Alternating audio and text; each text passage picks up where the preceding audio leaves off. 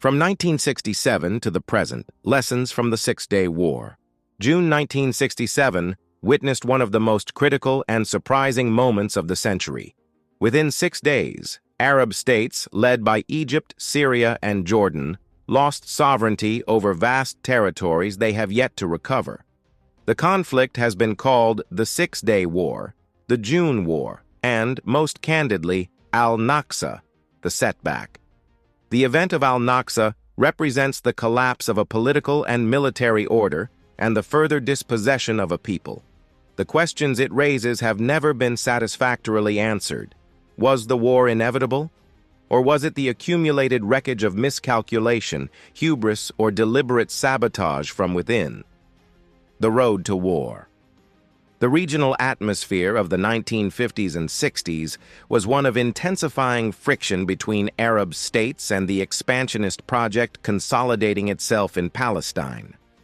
Egypt, under Gamal Abdel Nasser, had become the standard-bearer of Arab nationalism, lending support to liberation movements across the region.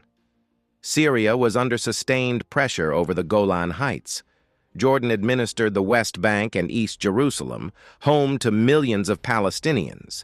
Israel, meanwhile, was arming, training, and building intelligence networks underwritten by American and French support.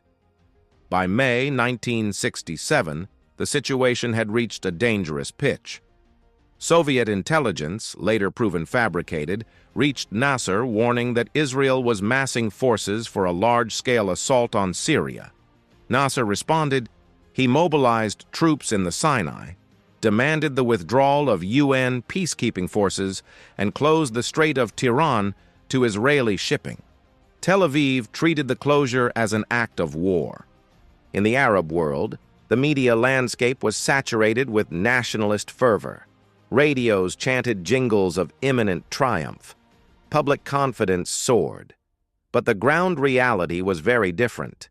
Arab armies were poorly coordinated, their command structures fractured, their readiness overstated. Operation Moked and the 6 Days. On the morning of June 5, 1967, Israel launched its preemptive strike named Mivtza Moked, Operation Focus. More than 100 aircraft flew in at low altitude beneath radar range and within hours had reduced Egyptian airfields to rubble. Over 90% of the Egyptian Air Force was destroyed on the ground. With air supremacy secured, Israel turned on the Syrian and Jordanian fronts before Egypt could regroup. By the end of the 6th day, Israel held the Sinai Peninsula, the Gaza Strip, the West Bank, East Jerusalem, and the Golan Heights. Tens of thousands of Arab soldiers were dead or captured. Millions of Palestinians were displaced once again, the Nakba extending its reach across another generation. The anatomy of betrayal. What elevates the 1967 defeat beyond the category of military failure is the substantial evidence of what can only be called organized betrayal. The night before the war, the Egyptian Army's communication codes were changed without notifying field commanders. Strategic warnings became indecipherable. The chain of command dissolved at the moment it was most needed. The morning of the Israeli assault, Egyptian Field Marshal Abdel Hakim Amer summoned senior commanders to a briefing in the Sinai, physically removing military leadership from their posts at the most critical hour. Orders were also issued prohibiting fire against aerial targets, ostensibly to ensure the safe passage of Amer's aircraft. Israeli planes consequently moved through Egyptian airspace without encountering resistance. The moral collapse at the leadership level was visible even before the first shot was fired. On the eve of the war, officers were reported to be partying at Al-Maza Air Base. There was a dangerous detachment, too, as some commanders either did not believe Israel would strike or had ceased to care. The war, for some, had already been reduced to a media spectacle. On the Syrian front, the fall of Quneitra raised questions that have never fully been resolved. Defense Minister Hafez al-Assad's conduct remains a matter of historical dispute. Troops were abruptly ordered to withdraw while the Golan Heights were still tenable. Quneitra was announced on state radio as having fallen while it was still being defended. Many analysts read this as deliberate groundwork for Assad's subsequent seizure of power. In the Sinai, Field Marshal Amer issued the retreat order, not as a calculated tactical withdrawal, but as a sudden, unplanned collapse of command nerve. Egyptian forces were ordered to abandon heavy weapons and armor, reducing entire divisions to unarmed infantry exposed in open terrain. The narrow passes became killing fields.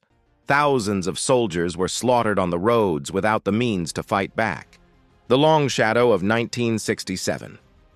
What 1967 teaches at its most fundamental is that national strength is not forged in slogans.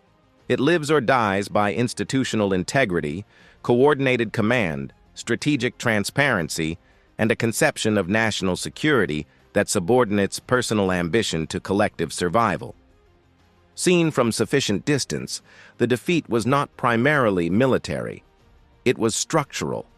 The absence of institutional coordination, the replacement of strategic planning with populist performance, the subordination of genuine readiness to the appearance of readiness, these are long-lived pathologies. They did not die in 1967. They reproduce. The trajectory of the conflict since that year reveals the cumulative logic of the Zionist project. Israeli settlements in the West Bank have long since ceased to be just colonial outposts. They have become an integrated legal, military, and territorial architecture, an apartheid infrastructure that fragments Palestinian land into isolated, non-contiguous cantons. This is actually a realization of what was conceived in 1967 to foreclose the possibility of a viable Palestinian state. Gaza today is the site of what might be called a geopolitical reckoning. Through the systematic destruction of infrastructure and demographic continuity, Israel is attempting to impose a 21st century iteration of the forced displacement enacted in 1948 and extended in 1967, now executed with advanced technology. The fundamental shift between 1967 and the present is doctrinal. Israel has moved from the pursuit of direct military victory to the management of a slow-moving demographic and geographic resolution. The absence of a unified Arab and Muslim strategic vision has been methodically converted into a long-term asset. The Nakba was not concluded by any ceasefire. The wound is structural and ongoing. Muslim disunity, the absence of genuine regional coordination, and the chronic resort to temporary political arrangements have provided the space within which Israel's expansionist project advances. The Palestinian cause stands today at a historical juncture it can no longer navigate with half measures or the inherited rhetoric of compromises that were never honored. The reckoning that 1967 demanded has been deferred long enough.